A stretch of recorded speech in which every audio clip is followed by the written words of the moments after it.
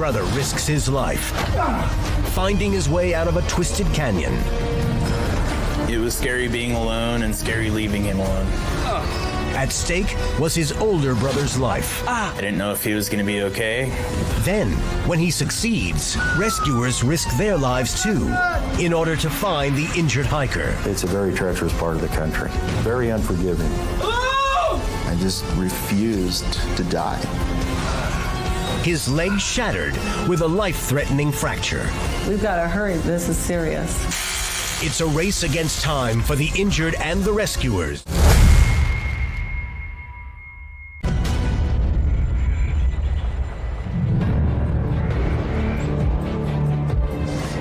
The two brothers' morning descent into the canyon gave only a hint of the torturous path that lay ahead. It was cold, wet, and treacherous. Night was closing in fast. As temperatures dipped below freezing, the priority was to get out of the canyon quickly and return to base camp. You got a down climb. Come on. Then, when Justin fell and broke his leg, their bad situation became a whole lot worse. What are we gonna do? I'll climb through, I'll get help, and I'll bring help back. We made the decision that Jeremy was going to have to get out of there. I love you. I love you. As he was getting ready to leave, we told each other that we loved each other, we'd be strong, and we'd be able to get out of this. I remember him going farther down the canyon from me, and he was gone.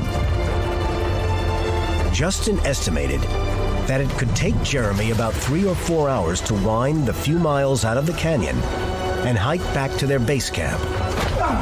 From there, his brother would call for help, and then it would probably take another 3 or 4 hours before a rescue team arrived. In the meantime, Justin could do nothing more than suffer his painful injury and the numbing cold. I remember just feeling really miserable, really angry, thinking how stupid I was. How could I let that happen? I just leaned into the wall and cried for a while.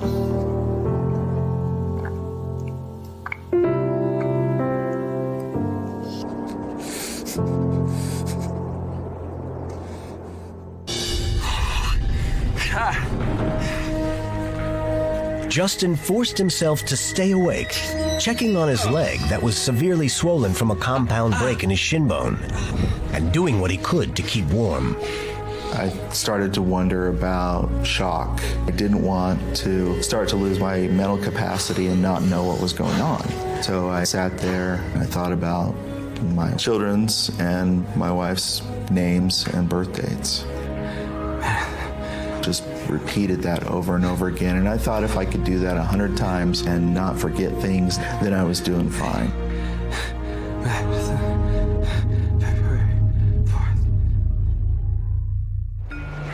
The morning sun brought some relief from the bitter cold. Hello? He expected rescuers to arrive by midday. Hello? His hope of salvation faded along with the daylight. Dreams of a quick rescue gave way to the nightmare of spending a second night alone in the cold canyon. I was worried about Jeremy. That's when I started to wonder if maybe he had had an accident or if he had died that night in the canyon. If it's been 24 hours and I haven't heard from anybody, then there's a good chance that he didn't make it out.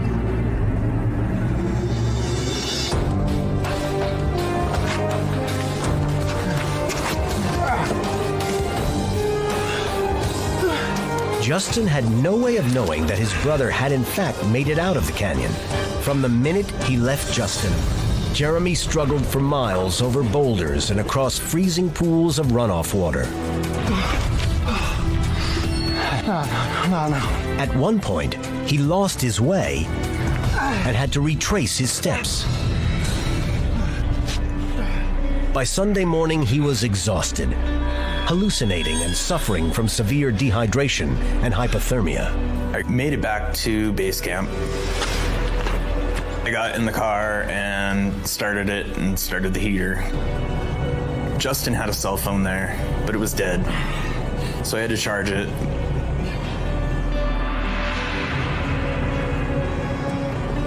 There was no signal at all, zero. Jeremy climbed atop the truck and got a cell signal, just strong enough to reach the Emery County Sheriff's Department. 911, what's the address of the emergency? We're up here at Baptist Draw. He fell. He's down in the canyon. They immediately mobilized the all-volunteer Emery County Search and Rescue Team. SO701. Typically, our rescues are slot canyon rescues. Our ETA, we are 10 minutes out. They're the most dangerous place I've ever been in my life. It's so remote, it takes a search and rescue team sometimes days to get the people out in that area. It's a very treacherous part of the country. Very unforgiving. Jeremy, how far down there is Justin? A couple miles in. I don't know. Can you tell us how long you guys were hiking before he fell? No, a few hours. I don't know. Jeremy was just exhausted beyond belief. Just go look for him. He's out there somewhere. He's alone. Just relax, Reas. We'll get an ambulance on its way and get you taken care of. Normally what we do is we would take the person back to where the injured party is, but he was in such a condition, the only thing we could do was have him taken to the hospital. When I was taken to the ambulance, I was completely depleted. They couldn't even put an IV in me. I was so dehydrated. We'll split up. We'll work in teams. Jeremy told the rescuers, as best he could describe, where Justin had fallen. We decided that we'd have to find out from the top of the canyon where he was down at the bottom. Hey, Justin! Oh, Justin! We could not see the bottom of the canyon. We threw some light sticks down, and they just disappeared. Down in the dark canyon, Justin had no clue yet that a rescue was in the works. My body was telling me, lay down and go to sleep, but I couldn't. I was too nervous about maybe falling asleep and not waking up. If he lost his fight to stay awake, if he nodded off, even for a moment, he might not hear the searchers. If he slept now, he'd likely die in the canyon. We started searching the ledges to see if we could hear him and he could talk back to us and we could find where he was. Unaware that help was in the area, Justin laid shivering in the bottom of the canyon. I started to hear things out in the distance. The team hurled M80 fireworks into the canyon to try to wake Justin if he had lost consciousness. I figured that's either help on the way or I'm hallucinating and I'm near the end. Rescue teams walked along the edge of the canyon, calling down to where Justin might be trapped. We were pretty excited when we heard that voice. It was almost unreal that it was actually happening. And they asked how I was doing, and I told them I was cold, got a broken leg. But I'm doing all right. How's my brother? How's Jeremy? And they said he made it out. He's at the hospital getting some help, but he's doing okay.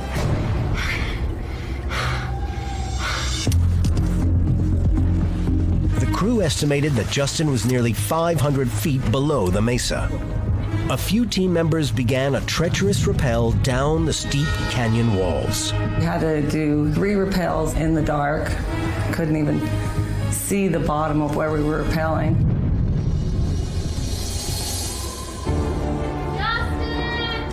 I'm over here. I heard them coming for a while, and I knew they were trying to get to me, and I knew it was really difficult. The descent into the canyon took the rescuers the entire night. Justin! Over here. Oh, I see him. He's right up here.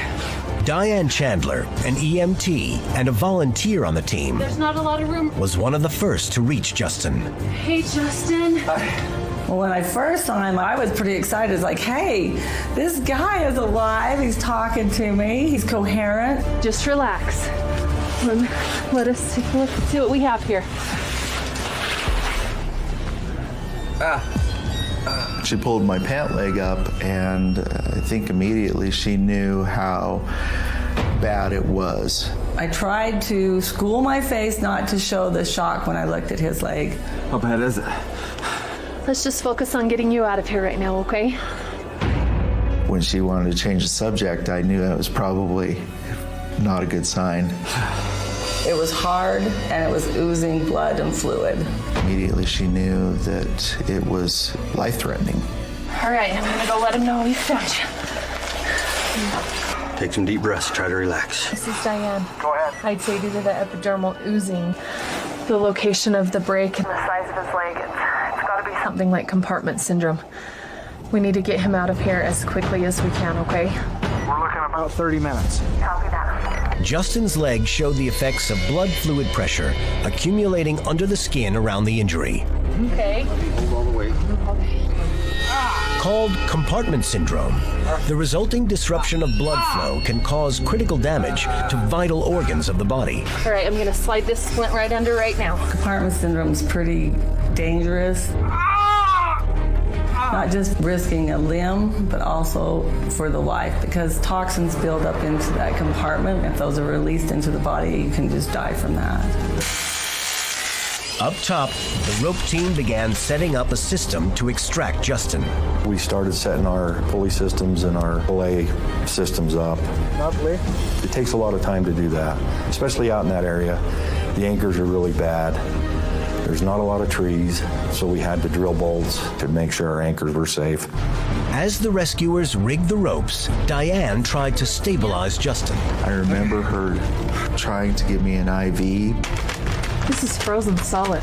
but as soon as she got the lines out, it would freeze because it was so cold. So she sat with me and she talked to me. And we talked about my family. It was so comforting to have her there to take my mind off of what was happening. Lots of times people think when you get there, all of a sudden it's over. But really, the work has just begun. I really just tried to focus on the things that I could do.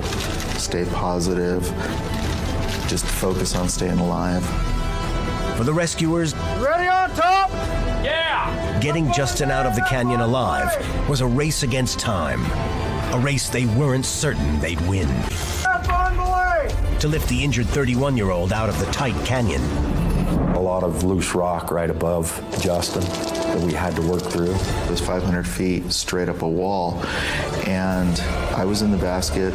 Ken was attached to the rope, holding the basket and keeping me from banging against the wall.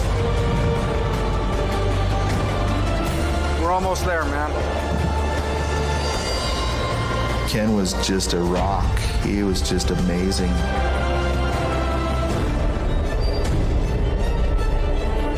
There were several obstacles we had to overcome.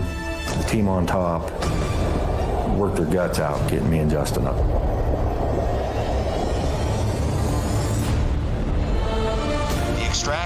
From the hospital, Jeremy watched his brother's rescue unfold on live television. I knew that they were hauling him up the wall, but I didn't know that he had made it up until I saw it on television. Frigid November temperatures have added to the urgency. Yeah. Justin, it's your wife. Hey, Trish.